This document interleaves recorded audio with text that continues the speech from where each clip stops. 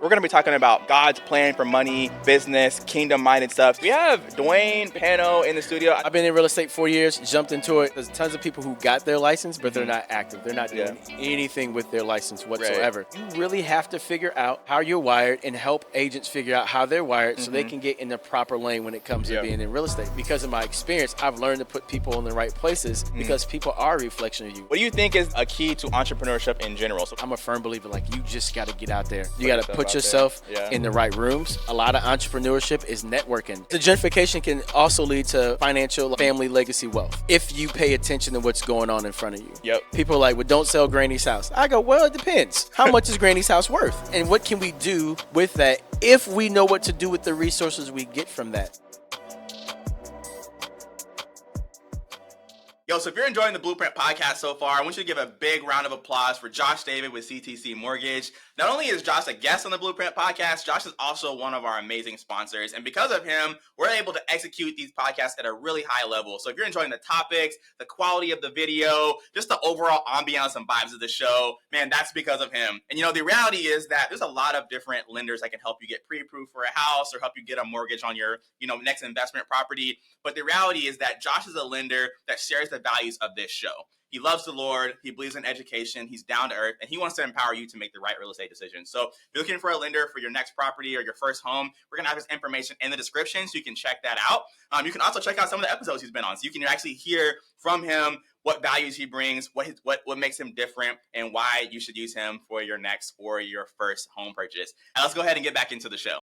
All right. Well, y'all, welcome to another episode of the Blueprint Podcast. Man, I'm excited about this episode today because we have a Blueprint Podcast OG. We have Dwayne Pano in the studio. I think you were one of my first guests, to be honest. Bro, that's hilarious. I think you were, or at least one of the first 2 or 3, and you've actually been on the podcast like 3 times. So at this point, you're just a legacy. Like, we're just gonna create every quarter. Every quarter, we're bringing Dwayne back because you're just a wealth of knowledge. We're gonna be talking about real estate today. We're gonna be talking about entrepreneurship. We're gonna be talking about money and God's plan for money, business, kingdom-minded stuff. So, man, I'm really excited for this episode, bro. Thanks for coming back on. I know you're a busy guy, and so thanks for making some time for us today. What do you think about the new setup? Because you've seen all the progressions of the Blueprint podcast. So what do you think? I love it, man. I love it. You've been putting in some work. So I'm excited. What I appreciate about you, Dwayne, is because you care about the Blueprint podcast, and so there was times when you called me to be better, and I really appreciate that because it really challenged me to continue to improve the quality of our conversations, our content, and so we've been constantly growing, and it's been able to bless people. And so you got to have people in your life who will tell you the hard stuff. They'll really challenge you, and so Dwayne's one of those people for me, and so I'm excited to get into this. So for the people who maybe haven't seen the previous episodes, don't know who you are, why don't you give a quick introduction and kind of let them know all the things you're doing? What's up, everybody? My name is Dwayne Pano. I live here in Houston, Texas. I'm a real estate agent, but I also teach families financial literacy, financial competency by teaching how to teach their kids. So it's more about value creation. Like, how do you teach your kids how to understand money? And so we say families and not just parents, because family it's a very fluid term, right? I have homeboys who grew up who were in gangs, and gangs felt more like family to them than actual family. Yeah. So if you run a nonprofit center, if you run a youth center, and that's like your family, we want to teach you too how to teach your kids how to use money. Love it. Man, so let's start off with the real estate piece of it, because you're doing some really cool things there. You're training agents. Talk about like some of the things you're doing on that front. Yeah, so I've been in real estate 4 years, jumped into it. The pandemic happened. At the time, I was running that urban Christian camp that we went to. Yeah, and had a great time. It was amazing. It was one of those things like, I don't want to go back to the camp world. Like, my wife is a school teacher. I don't get any time with her in the summertime because when you run a camp, every emergency gets funneled through you. So I can be sitting there having dinner with my wife, and I got to go talk to a staff member who's like got some tough situations. So I jumped into real estate, man, and through that, the Lord's just been blessed and transformed my life. Yeah.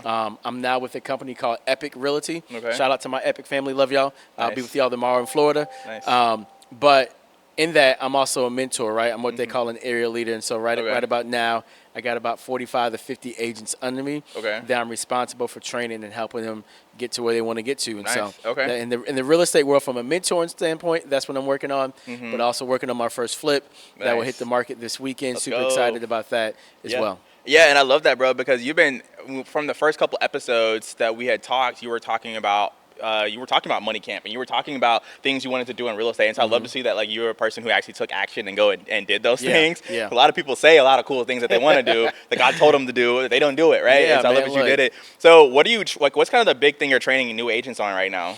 Yeah, so new agents, really, you got to find your lane, right? Real estate is so fluid. Yeah. And so what tends to happen is, like, I want to go be a dominant listing agent. But honestly, I don't want that for myself. I don't want to be the dominant listing agent.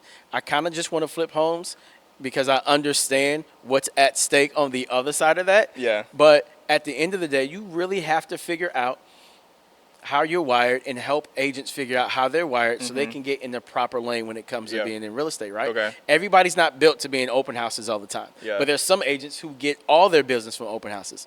There's some agents who really cold call all day long.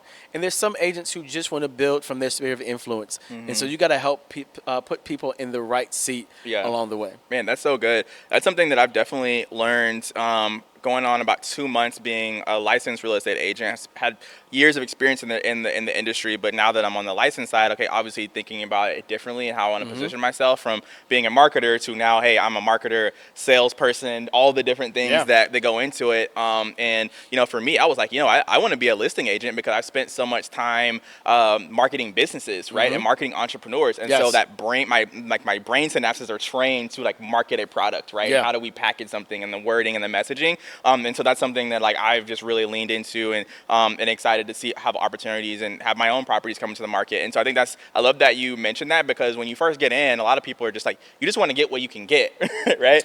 But at the same time, you do also have to know where you're trying to go, because you could just, you know, get whatever comes in, and then in 2 years you're all over the place and you have no direction. And so the reason why that's important, right? Because as a mentor, right, like I look at it like parenting in a sense. It's my responsibility to notice my kids' gifts and steer them in the right direction. Real estate's the same way, in a sense. You got to kind of, like, figure out why a person ticks the way that they tick and where to put them. Everybody's, like I said, not meant to do what everybody else is doing. So when you figure them out and you put them in the right seat so they can be successful, then guess what? They're running at the highest capacity that they can run because they're operating out of their strengths and not their weaknesses. And what tends to happen, we just, hey, all agents need to go do this. Well, that's not true. I hated and still hate open houses with a passion. But you're so social, bro. You're like the life of the party. Like, what? Bro, I hated it. I hated open houses. But I'm not wired that way. But if I'm calling my sphere of influence, hey, what do you got on your to-do list? How can I help you? Like, how can I serve you better? Man, the majority of my closings came from that. Okay. Man, and, like, that's so good. 4 years in, almost 100 homes closed, like, all for that. And I know there are agents around here who are killing it. There's a young guy in Houston, first year, sold almost 500 homes. Bro, shout out to him. And I don't feel any type of way like I'm better. No, bro. He found his niche and he worked it well. I'm not mad about that. That's so good. So you would say the riches are in the niches? Is that like you would get behind that? Like, yes, absolutely. The riches is in the niches. That's so good. So what do you think the big difference is between being licensed and having a business in real estate? I think there's a distinction. There's a difference. There's a huge difference. Like, having your license, there's tons of people who got their license, but they're not active. They're not doing anything with their license whatsoever. They're kind of just chilling. Like, man, I got my license, yay. And they think that people are automatically going to use them. And that's not the case. I got my license and got fired by my first client. Ouch. The week after I got my license. So it happens. But when it comes to running the business, man, you got to know your profit and loss. You got to know how to market yourself. You got to know, like, where you staying at, right? You got to know your niche. Like, Chick-fil-A doesn't sell Whoppers. They sell chicken sandwiches, right? And the only thing outside of chicken that they sell is sausages and bacon for their breakfast sandwiches. Everything else revolve around what they do. And they operate based off of that, but they market themselves that type of way. And so you got to be willing to know how to run and operate a business. You got to take your craft seriously. You got to have your SOPs, know when to hire someone, to know when they got to let that person go. There's a lot of things in it. And you got to have the right people on your team. And that's like your lender, your inspection company, your title company, because they are a reflection of you. I've lost clients because of bad lending practices, right?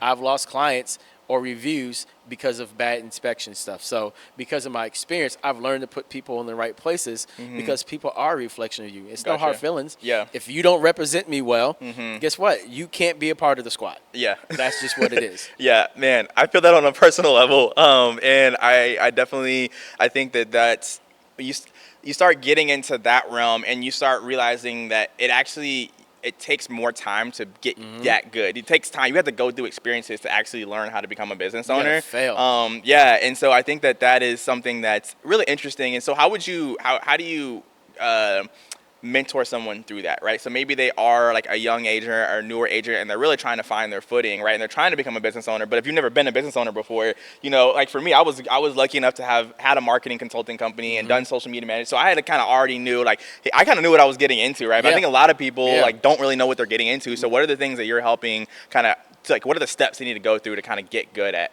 being a business owner? First step, you got to stop watching Selling Sunset and stop watching HGTV. Okay. Because that is not real life. Yeah. Because your clients show up that way as well. Like they show up thinking that when we go look at homes, it's going to be like HGTV, and it's not. Yeah. You're going to have issues on a new build. I had a new build have foundation issues, right? And everybody's like, what is a new build? It still doesn't mean that the builder's great. Yeah. And it doesn't mean that, here's the other thing, right? Let's talk about this. And I'm going to answer your question, I promise. All right. The builder is just the name. But the people, the labor, they may be cutting corners. It happens. So you got to make sure that you have the right steps in order. And so when you're talking about how do you help them get out of the rut and things like that, I tell agents, go out there and fail. Right? I can't tell you what your strengths are if I don't see you in action. I got to kind of watch you. It's like basketball practice in a sense. You start watching how people operate based off of that, right? Hey, go out there, fail. Let's see how you're doing. Let's see if you can do a left-hand layup or a right-hand layup and things like that. And you start putting people at their strongest positions and putting them in the right places. So when it comes to how do you run your business? Let's talk about that. Let's reverse engineer. What do you want to do this year, number-wise? How much do you want to make? Do you know how much that costs? When I say how much that costs, what are you going to be paying out on certain things, right? From your marketing materials. How many homes do you need to sell per month in order to make that happen? We got to sit down and we got to go through a whole list of things to figure that out. But if you don't do that with people, then that's that. And for me, it's let's go sit down and have coffee. I got to lay eyes on you. Yeah. I got to watch your body language to know. Yeah. What is it that you're doing? And so the agents that I'm able to get time with and go, hey, all right, great. And then the other thing is, if you can just do what I ask you to do, then I think you'll be successful. Yeah, you can be. So you got to be coachable. You got to be coachable. Yeah, man. Be coachable. Put yourself in a position to get coached by the right people. If you need to invest money to get a coach, I would highly recommend doing that. I've sped up my learning curve as being a business owner by literally just spending money to the right people, right? Right. And sometimes they weren't even the right coach for me, but I still absorbed information. Absolutely. So even if this wasn't the person that was gonna be the game changer, they told me that one thing and it changed my whole life. Yes. You know what I mean? I was still absorbing information, seeing how they did their business. Maybe I'm seeing hey, that's how I don't want to do business, right? And I want to do business this way, right? So none of those things. What do you think is a key to entrepreneurship in general? So we just talked about real estate specific. Is there anything that you've learned in terms of now that you're kind of becoming a multifaceted entrepreneur, right? You got multiple businesses. What are the things that are making you successful across the different sectors that you're in? Honestly, you got to start and be willing to put yourself out there. Okay. You got to make yourself findable. Yeah. You got to know who your target audience is. Okay. And you got to market to their problem. Right? And the reality is that most people don't know that they have a problem, right? It's borderline like dealing with a person who's an addict. They would never admit that they have a problem until you start seeing the patterns and things like that. And so when you start calling out symptoms of things and things like that, it is what it is. I was on a training the other day learning how to sell from stage better, right? And I said, hey, my target audience, my core premise is that what we do will do X, Y, and Z so that you don't raise your kids to be entitled. And a lady flat out looked at me and said, but what's entitlement? And I was like, how do you not know what entitlement is? She's clearly not my person that I'm looking for. You can't even define what the word entitlement is. And so when it comes to running a business, being an entrepreneur, like I said, I'm a firm believer, like, you just got to get out there and, Okay. and fail. Just You got to put yourself Yeah. in the right rooms. A lot of entrepreneurship is networking, right? And you got to pay to be in certain rooms. Yeah. There's no such thing as, hey, bro, hook me up. Yeah. Not at all. Yeah. Not at first. Yeah. Now, they may be on the back end of some stuff as you develop relationships, but you have to be willing to pay to play the game. Yeah. And I think people, like, forget that. Like, Yeah. over time, it was like, just because I invested, I was talking to a photographer this morning. He was like, man, I want to talk to you about X, Y, and Z, and I'll pay you for your time. He was like, I'm not afraid to pay for time. Which I go, that's great, because I invested thousands upon thousands of dollars to be in certain rooms. And then people go, oh, you in that room? Hey, man, what they talking about? Yeah. I can give you the bird's eye view, but I'm not giving you the nitty gritty of stuff. Right. And so I think as entrepreneurs, like, you got to be willing to navigate the right rooms and find your niche of people that you can, one, lean on and be willing to pay to be in that room, even if it's just for a season. Right. If it's just for a season.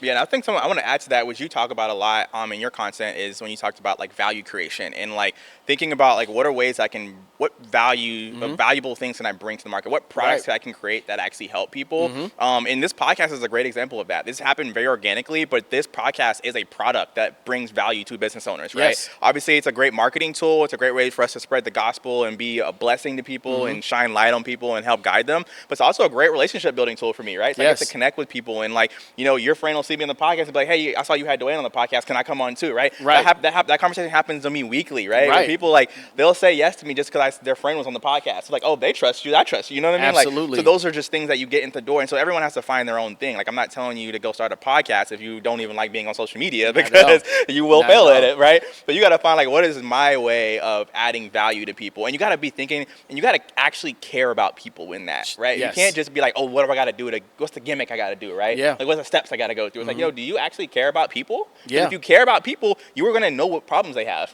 And you have to, we talk about faith, right? Yeah. Like, one of the biggest things that pushed me in this realm, Thanksgiving before 2020, before the pandemic hit, I had a job where I had to sit at a cubicle.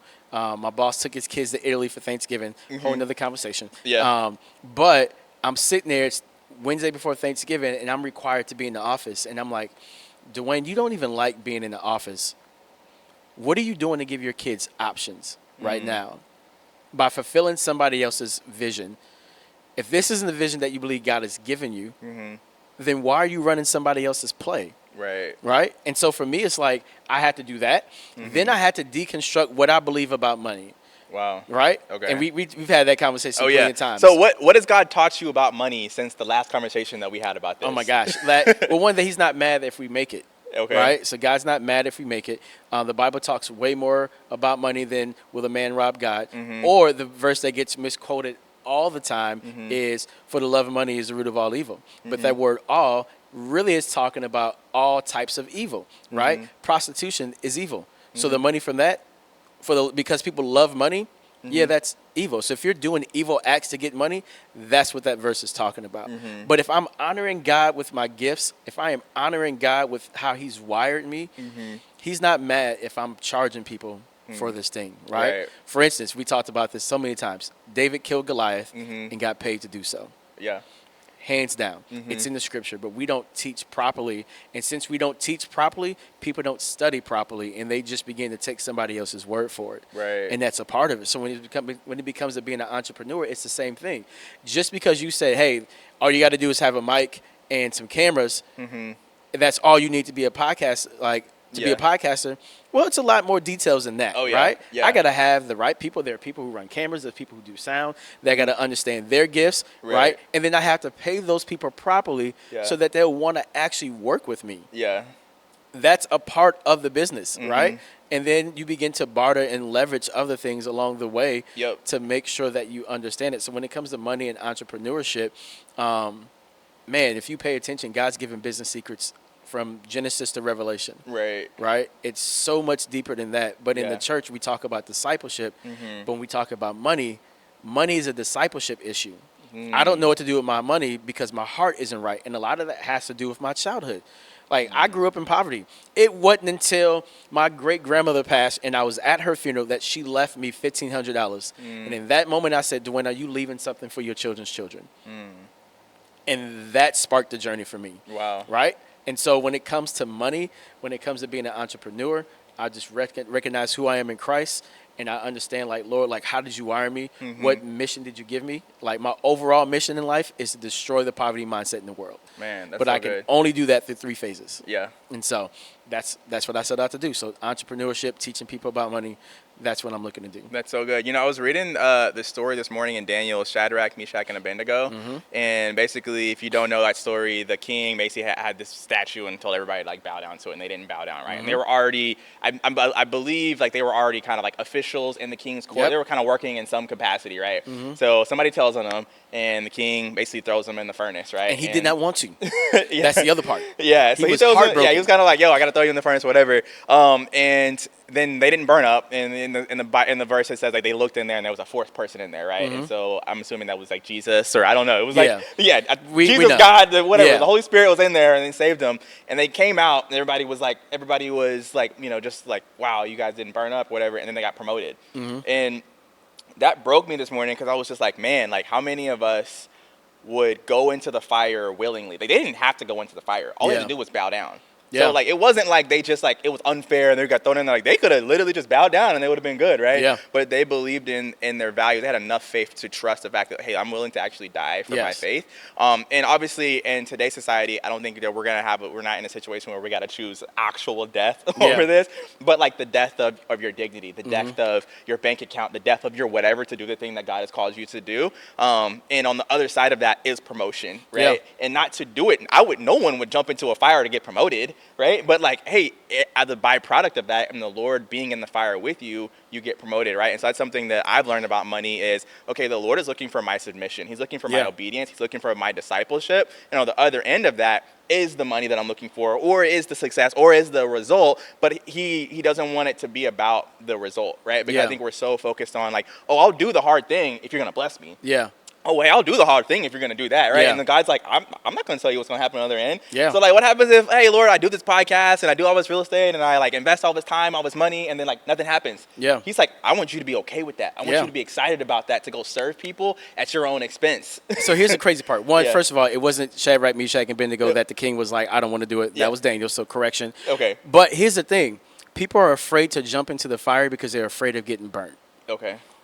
But in reality, the only way for me to get better and to get to that promotion is, like, I have to be willing to go through the fire, right? Yeah. I have to be willing to go through the grind of something in order to learn what I need to learn to get what I need to get on the other side. Right. It's a healthy struggle. Yeah. The fire is a healthy struggle, right? We live in a society where we want to remove struggle from our kids and from each other. But in reality, when you go through healthy struggles, right? I'm talking money camp stuff. When you go through healthy struggles, you get the capability. Having the capability gives you the confidence, and having the confidence allows you to add the value back to people. It is what it is, right? We look at LeBron and we look at Michael Jordan, Kobe, all these people. We don't see the work that they did when nobody else was looking. The integrity to the game happens not on the court. It happens behind the scenes when nobody's looking. So the integrity to your business, the integrity to your bank account, the integrity to, like, your entrepreneurship, all those things happens when nobody's looking. What work are you putting in to get better, to add value to other people? Man, that's so good. So with that, I know, so you guys there's some things I think y'all are teaching your kids that I want people to hear. Yeah. So can you tell the story about your kids' school and how your community has reacted to that, and kind of the lesson that you told me y'all are kind of teaching your kids through that? Yeah. So we homeschool our kids now, right? We kind of made that decision about a year ago, me and my wife. And that came because, one, my at the time, she's in 3rd grade now. She was in 2nd grade, and she started crying before school because she didn't want to take a reading test. Okay. And I was like, this is odd.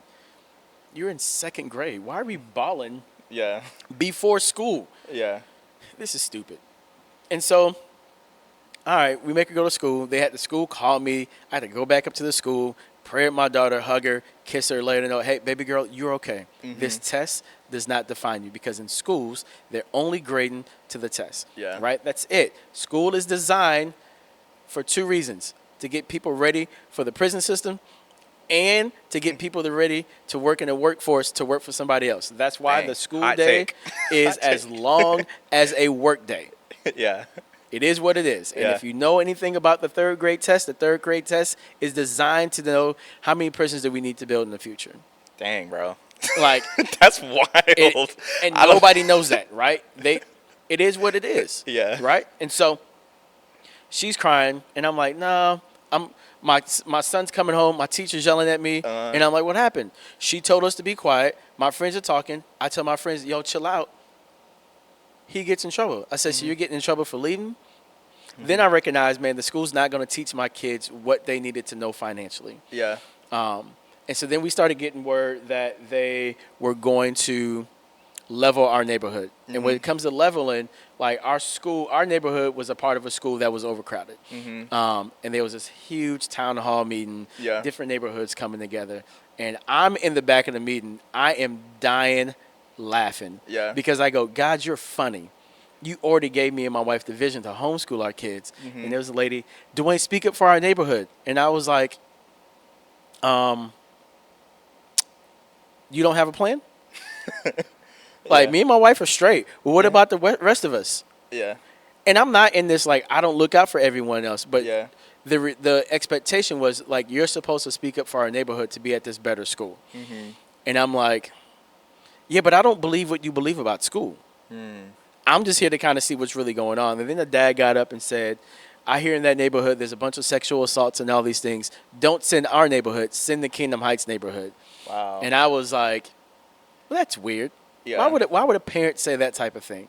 And so we removed our kids from school. Now all types of homes in my neighborhood on sale because of the leveling. Yeah.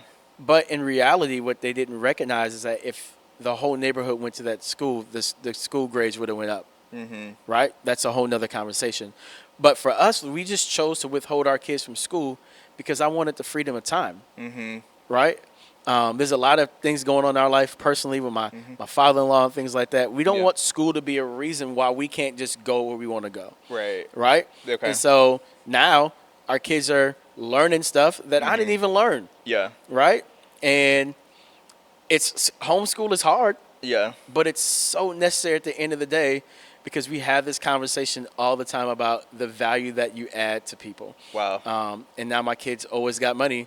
Not because I give it to them, but because they're do creating jobs. their own money now, huh?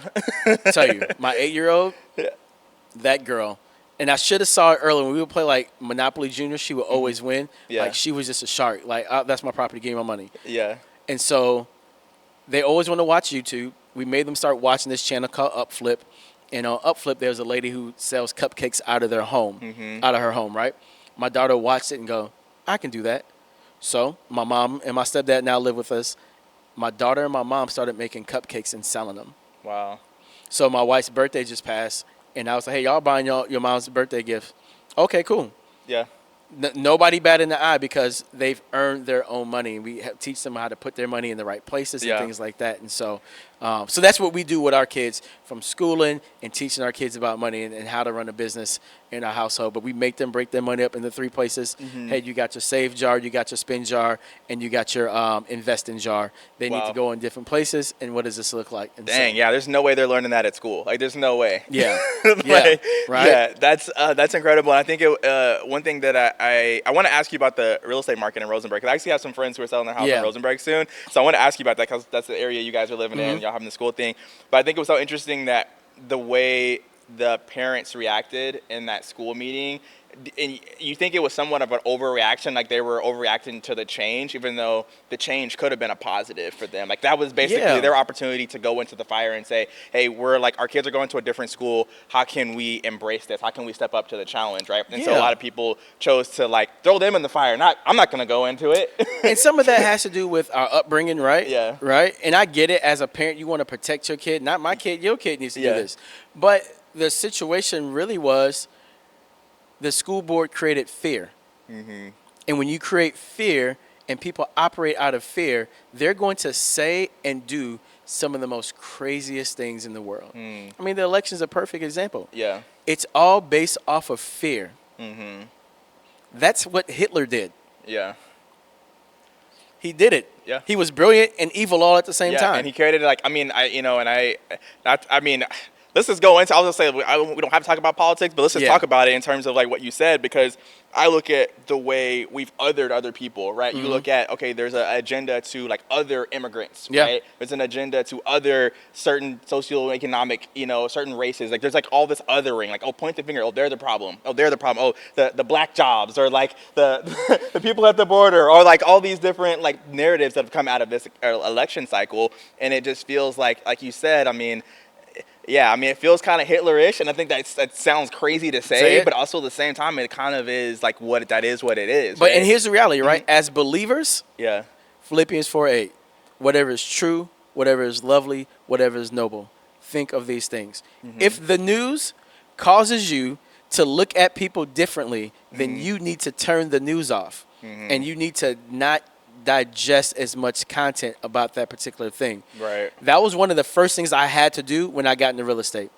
Right? After we talk about all the police shootings and things like that, I was like, wait a minute. I can't always be in a constant state of fear, in a constant state of like on edge and wanting to fight people. I just can't. Yeah. So I got to turn some stuff off right. because I wanted peace. Yeah. And I wanted to be able to serve my clients well, because serving my clients well means that I serve my family well. And at the end of the day, that's all that mattered to me. Yeah. And like people are like, what about the black agenda? Like, hey, I am all about everything. I'm a black is all that come, right? It is what it is. Yeah. Until it contradicts what Scripture talks about. Then if it forces me to do something different, then I'm like, hey, I'm out on this. And so for my family, man, I had to protect my peace. Like, because I got a son that I'm raising. I'm going to teach him what it's like to being a black kid in America. Like, that's a real conversation that we have to have. Right. But I also got to teach my son how not to walk in fear because of that conversation. That's so good. Yeah. Man, that's probably the best thing you've said today. And you always have the good one-liners, but just like not living in fear, I think is, regardless of how, we're filming this on election day, so regardless of how this goes, there's going to be somebody that's going to be feeling fearful, right? And the reality is, like, take off the fear and just embrace like what is the new challenge that you have to navigate through. Because at the end of the day, God's in control anyway. Yeah, absolutely. Yeah. He's in control. Yeah, I think there's not one Christian in the U.S. that should be stressed about this. It's just like, whatever this is, like, God has given us the ability to, like, weather whatever storm it is, right? So, hey, if you feel like the economy is going to tank because of whoever gets elected, and you feel like that's going to impact your money, are you trusting the Lord with your finances? And then what are you doing to protect what you have? Yeah. That's the other part, right? Yeah. Reason number 15,000 of why we moved our kids to homeschool and started teaching our kids about money is because if I don't teach my kids how finances work for real in the real world, they'll just be repeating this cycle. Yeah. Right? And it's about not repeating the cycle. And so for me, when it comes to my bloodline, like, you start studying the history in your family. We do it all the time as black people. We got diabetes in my family, and we just accept it. That's what it is. And nobody says it stops with me. In my family alone. My grandmother had both legs amputated. I had an uncle who had a leg amputated. I got an uncle right now who got a leg amputated. And I got a cousin who got his leg amputated. You would think after the first two, we'd be like, hey, we probably want to slow down and all this stuff. Yeah. And it's true, but we don't do that when it comes to our finances. We don't do it when it comes to, like, with our kids in schools. And I'm like, nah, I'm not accepting all that. Yeah. I'm just not accepting that because that's what's in our family. Yeah. Sorry, not with me. That's good, man. That's good. And, a previous episode we filmed right before you got here, we were talking about the education piece and people and visualizing it, visualizing home ownership for themselves and having these roadblocks of why they can't do it or why they can't do X, Y, and Z. And I was telling them, for me, like, I got to see my aunts and my uncles and my parents own homes at a really early age, right? So from the time I was like 8 or 9, like, all the influential adults in my life had homes. Yeah. So, like, for me, it was like home ownership was never this, like, thing that I could never do. It was just like, this is what we do. Own houses. Like, you know what I mean? And so at some point, that applies to everything. That applies to, okay, how does your family handle anxiety? If somebody in your family have clinical anxiety, how is that person battling that? Because that models it for the rest of the people who come behind them, right? And so you think about, like, these cycles that we're going through from the political and how we deal with fear and all these things. It's like you said, no one's stepping up to own their stuff. Right? Because what you don't heal from, you pass down to your children. Exactly. Right? Yeah. And for me, I go, no, like, if I don't want this in my family moving forward, then I have to heal from this thing. Yeah. And pass something down completely different to my kids. Man, that's so good. Okay, so talk about, because I thought it was so interesting that like people start selling their houses because of the school district thing. So like, if someone is selling their house in the area, what do they need to know? What's going on in Rosenberg? What's kind of the real estate kind of lay of land in that area? So all that's calmed down now, right? Okay. Like, the biggest thing now is people aren't selling homes or moving because of the election. Okay. Right? And that happens today, and everybody's like on pins and needles. Like, I know people who are just waiting, right? And then I know people who are waiting for 3% interest rates to come back. Yeah. I don't know how much longer they're going to be wait. waiting forever. Unless you find a builder. But yeah, anyway. Unless you find a builder, right? Yeah. And so the market, like, I was telling another client, the people who want to move are moving. Off my main street alone, like, they're widening roads and things like that. It's no different than if you walk into a neighborhood that's predominantly black and it's poverty and all that stuff. But you start paying attention, like, y'all jogging over here now? Oh, shoot, gentrification's about to happen. Yeah. Like, nobody pays attention to that. There's a random coffee shop popping up? Yeah. Oh, shoot, gentrification's about to happen. Yeah. Like, y'all renovating that home? Oh, shoot, gentrification starting. And I think that education piece, mindset piece, I think we need to change the conversation around gentrification. Yeah. And there are the legit negative impacts. Like, there are people who get priced out of their own neighborhood, right, because of that. But I also think, again, it's an opportunity. How can you get involved in it? How do you get involved? You own land in the neighborhood. Like, how could you use that land? Could you sell or finance that to someone? Could you build something yourself? Absolutely. How do you go find the resources to take the family land that you have, right? So there's pay attention so to what's many going opportunities. around you. So it's like every time you come to a crossroads of like, okay, am I going to take the path of fear? Am I going to take the path of trusting in the Lord and going through the fire? Right. Like, the people who go to the fire it doesn't necessarily always have to even be a challenge. It doesn't have to be hard. Sometimes it can be joy. It can be fun, right? Yes. You're getting to do your first flips. I'm sure this is a lot of fun, right? It was stressful. Yeah, but I'm super excited. But that's super cool that you get to do it, right? How many people can say they got to flip a house? You know what I mean? That's really cool, right? So it's like always about how you embrace the change. And so that's kind of what I think I really want people to take away from is like, how do you embrace change? And are you open-minded to it? Are you allowing the Lord to penetrate your heart at that point, right? Because the gentrification can also lead to financial, like, family legacy wealth. Right. If you pay attention to what's going on in front of you. Yep. Right? People are like, well, don't sell Granny's house. I go, well, it depends. How much is Granny's house worth? Yeah. And what can we do with that if we know what to do with the resources we get from that, right? You see pictures on social media all the time like, hey, I want to build a family compound. Great. Sometimes you may have to sell Granny's house and move out to the outskirts to build those things. But it starts with something. Like my great-grandmother left me $1,500. And that started a conversation with me. I had a conversation with Tom Ferry. Shout out to him, right? Yeah. If you don't know who Tom Ferry is, look him up. Yeah. We're having a conversation about something. He says, Dwayne, whatever you make from that, that's your grandkids' money. That's not your money. And I was like, I was trying to do something with that, but it started to make sense. Yeah. Whatever I make extra outside of what I normally do, that's my children's money. Yeah. Let's put that aside for them. Yeah. Right? And so people go, don't store up treasures on earth for yourself. I'm not storing up treasures on earth for my grandkids. Yeah. For my grandkids' kids, right? Like, that's the mindset, right? We talk about legacy, like in biblical and spiritual legacy. One of the things that I have to model out who I am in Christ and my kids, but it's a biblical mandate for me to leave an inheritance to my children's children. And we forget about that part. Yeah. We forget about it. Because we forget that we don't even know that the Bible talks about money. Yeah. But anyway, back to my neighborhood, right? Yeah. So they're building all types of stuff out there. Yeah. Building galore. They're adding new roads and things like that. And it's like there's a bunch of traffic right now from all the construction, but you can see where it's going. Yeah. Like brand new neighborhoods are popping up out of nowhere. They used to be nothing but fields. And so it's no different if you know where Bridgeland's at. Chevron built a research center, is building a research center out there. 270,000 jobs, I think. Wow. Right? And so what did they do? They started preparing for the people that they were coming. And so you just got to pay attention to what's going on in your city, right? So when it comes to like flipping, like I had a client, I put a rental up, and I typically don't do rentals, but I kept getting so many calls about this particular rental property that I go, Dwayne, should I have a rental over there? Like, should you just go buy one? Yeah. Let's figure that out. Yeah. Like, but that's how my mind works now. Mm-hmm. It's not just like, oh, okay, they're calling me. I'm like, maybe I need to figure this out. The World Cup's coming to Houston. Yeah. If you're not in the Airbnbs or having Turo, you should probably start thinking about that. Yeah.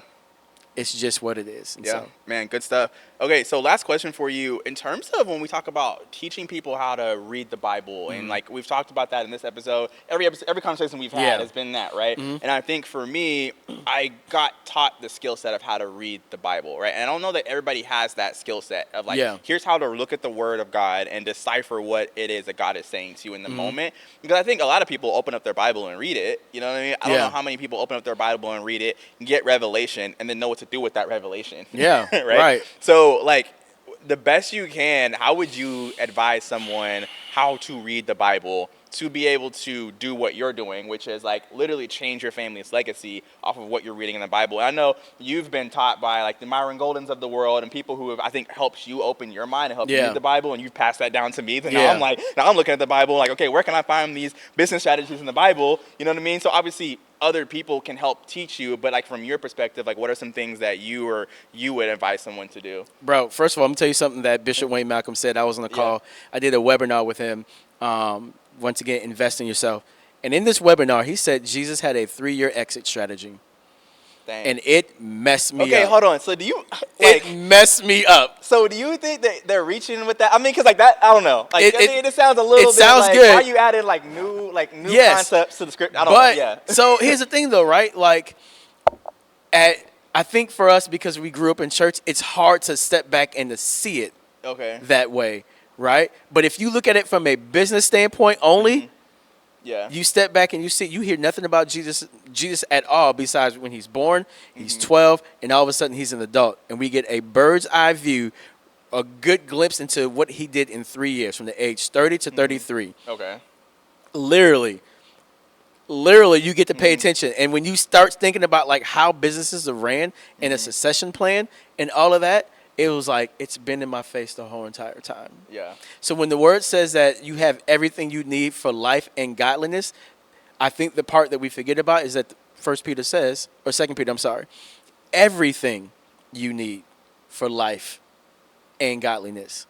We only focus on the godliness part. Okay. So everything that I need for life, it's in the scriptures. Right. So like you say this, all right? You was like, do you think they're reaching? Do you think it's a reach when we talk about the lady who sold the oil and they gave her a business plan and she did it, right? And they literally told her, hey, go do this, right? Sell the oil, pay off your debts, and live off the rest. That live off your rest is, hey, learn how to budget. Right? Yeah. Learn how to like not overspend. Right. And so there's a teaching that happens in that, but like oftentimes, like I had to like come to grips with this. Like, man, the Bible is so much deeper than the cute Sunday school stories, the typical sermons that we hear. Everything I need for life and godliness. And if business is a part of life, I can find business concepts in the scriptures. Okay, but do you think that they are like, we can derive inspiration from something, but do you think like God put it in there as like, yo, this is the business strategy for him, I want him to find it? Or it's like, hey, I just want you to read the scripture and I'm going to create a creative thing in your brain so you can apply it. Yeah, I think it's based off of how you view the world, right? Like if you can look at the way and pay attention to like how nature moves, people go like, man, that's beautiful, and they'll paint pictures based off of those things, right? Vincent van Gogh, nobody thought he was crazy for cutting off his ear, right? Like, homie, you cut off your ear because it didn't look right, like, but based off how he saw the world, it made sense to him. And I think there are things that if you pay for you have to figure that out. Like as a person who strives to be a business owner, I can see these things like, man, it's been here the whole entire time. Like there are business practices that are there. Now, could it be a stretch that Jesus exited his business after 3 years? It could be. I'm not going to sit here and pretend like it's not. But at the same time, because my mind is now wired that way, it's hard for me not to see it anymore. And I think, and the reason I asked that question is because I was a skeptic. I was legitimately a skeptic, but I think being skeptical is a strategy to learn how to read the Bible. Right? Because I was like, I I don't know about that. Let me go read it. Let me go read it, yes. and I can look at it for myself, right? Mm-hmm. And then I think also, I think what you said was like how you view the world. Yeah. And I think that's why we have so many different denominations, mm-hmm. and why so many Christians disagree, because we genuinely have different ways of looking at the world. Absolutely. Right? Based on our trauma, our past experience, mm-hmm. Our cultures, all the different things really impact the way we see the world. And I think that's the way God designed it, right? But I think the reality is we have to learn how to give each other grace in that, because with that, because you have a different way of looking at the world, you're going to interpret scripture differently. Completely different. And we all know that, but like we don't apply that same grace. Not at all. When it comes to this election, there are hot button topics that like some Christians are just going to like. It is what it is. Like whatever, we're on a separate side. And so I think when we start thinking about, okay, well, how do I read the scripture at a really high level? It's like, first of all, give other people grace. Mm-hmm. Let them live their life. Let God deal with them if you feel like they're on the wrong path or whatever. But then also, how do you allow the skepticism, not to necessarily, I would say more curiosity. Yeah, and it has. I think that's the key word, right? Yeah, it's being curious, and I don't subscribe to everything that everybody says. I'm like, yeah, because I mean, let's say Myron Golden has said some things like that. I was like, I don't know. Like my wife heard something he said, and she was like, I can't believe you're listening to this guy. And I was like, okay, he normally doesn't talk like that, but like sometimes some things that come out of his mouth are a little scary, and it happens, right? And so, but here's the thing. So for me, yeah. Because I was a biblical studies major in college, I've learned to study the Greek and the Hebrew, right? Okay. Like I studied like I couldn't pass Spanish to save my life in college, and I needed a foreign language to in order to graduate. Yeah. So I took Hebrew. Yeah. And I learned how to read and write Hebrew, and it's just like, so now as I'm older, I look at stuff and was like, oh shoot. Makes sense, right? Yeah. So let's look at something, right? Okay. Quick Bible study, y'all. All right, get your Bible, get your apps out. Get your apps out. Get your word out. So I think it's, let's go to, I want to say Psalms, either Psalms 1 or Proverbs 1. Okay. Yeah, I think it's Psalm 1. Yep. It says, blessed is the man who walks not in the counsel of the ungodly, nor stand in the way of sinners, nor sit in the seat of the scornful. Scornful, right? Mm-hmm. That's in the King James. When you start looking at some of this stuff. So we talk about walk. What does it mean? Different words pop up. I got an app where I can click on the word and all the Hebrew words come up. But it means to like continue, right? Depart, ease, enter, exercise, follow, forth, forward. So it's like, blessed is the man who continues, not in the counsel, right? Also means in the advice, the plan, the prudence, in the purpose of the ungodly, and stand, right? Means to abide, appoint, arise, seize, confirm, continue. Another word, continue. To dwell, be employed, endure, establish, leave, make, ordain, place, present, remain. All these things. Then I get to like in the way, right? In the way means the road, the course, mode of actions, right? Sinners, criminal, guilty, offender. You start looking up other words. Yeah. Another word in that is lack. Okay. Right? So when I look at that and I step back and you start piecing all what the Hebrew words mean, it really means like, blessed is a man who continues not down the road or conversation in lack. So then I'm like, wait. The relationships that I have, are these conversations that I'm having with people, is it pulling me towards the lack that I have? You look at commercials and things like that. Yeah. Commercials are designed to only pick at your lack. Yeah, that's so good. Right? Yeah. And so once I started like looking stuff up for myself, it was, all the gloves are off then. Bro, and I love that you said that, because a real life example, we're actually working with a new team. Shout out to Alasia. She's our new videographer. What up, Alasia? Team. So we're looking for a new videographer for the podcast, and I was complaining to a buddy of mine about the situation. I was trying to figure out what to do, right? And he challenged me. He's like, bro, like, how can we figure this out? Like, hey, can you go get sponsors? Like, what can you do to kind of afford to keep doing the podcast at a high level, right? And I love that. Like, that made me think about what you said, right? Because the conversation, I was like, bro, I'm lacking, bro. Like, I need this, I need that. I don't have this. And he's like, well, what resources do you have? Like, what? Yes. He's like, have you asked anybody to sponsor your podcast? And I was like, no. And he's like, well, dude, start there. And I was like, oh yeah, call somebody, got a sponsor. Yep. Like, you know what I mean? Yep. And so like, I love that example is like, yo, that's so true, bro. And like, whenever you're able to like create, like, now I can look at scripture and see the exact example Yes. of something that just happened in my life like 2 weeks ago, 3 weeks ago, right? Right. And so I love that because that's your way of doing it, right? You're able to Right. like look at, so like the person who didn't go to seminary or didn't go to Right. Bible school can't figure that Yeah. out. But again, like we said earlier, with the real estate agents, you got to find your own way. You gotta So what is find the your way way. that God speaks to you, right? Like what is the way that you hear the Lord, and the way Yeah. you know that, it's just go look at your receipts. When has God showed up for you in the past? What happened? Being grateful, right? And so a couple Yeah. things. One, to your situation, that's the lady with the oil. Yeah. They're going to take my kids because of my husband's debt, and he passed. And Elijah said, what do you want me to do about it? What do Yeah. you have in the house? And your friend to you said, well, what do you have? Yeah. You have a voice that you can ask, Yeah. right, to keep the thing going. Yep. So that's number one. But number two, like, understanding how you're wired. Like, I am really big in a prayer journal, and I write my stuff down all the time. Yeah.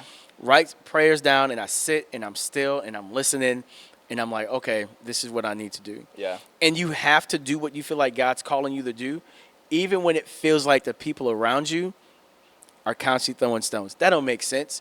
God would never move that way. Yeah. Well, quick testimony. When I graduated high school, I was supposed to go to DeVry University. Everybody in my church told me not, like, I needed to go because God doesn't open up a window like that and you not walk through it. But I felt in my spirit that I wasn't supposed to go. Wow. So I didn't. And had I went that route, I have no clue what my life would have been. Yeah.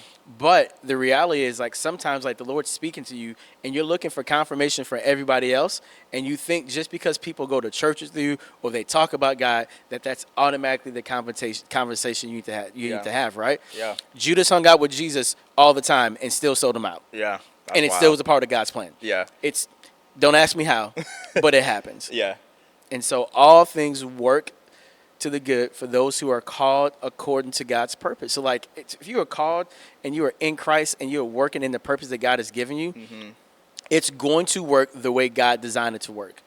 Even if it sucks for you in a moment, it's going to work the way God designs it to work. Man, so good. Bro, this episode is for some saints, man. So I need some people, some believers, some people who trust in God. I hope this episode was encouraging to you. Even if you don't know where you're at in your faith journey, I hope you derive something from this, whether it was some real estate, some financial literacy, parenting advice. There's something that you can derive from this. So if you're still watching, go ahead and hit that like button, subscribe. Thank you for watching the Blueprint Podcast. Give it up in the comments for Dwayne Pano, a friend of the Blueprint Podcast. Man, support what he's got going on. We'll have his stuff in the description so you can follow him. If you're a parent or you have a family unit and you need to get some financial literacy, they got a program for you. So, man, thanks for coming on, bro. Thanks. I appreciate it. All right. All right.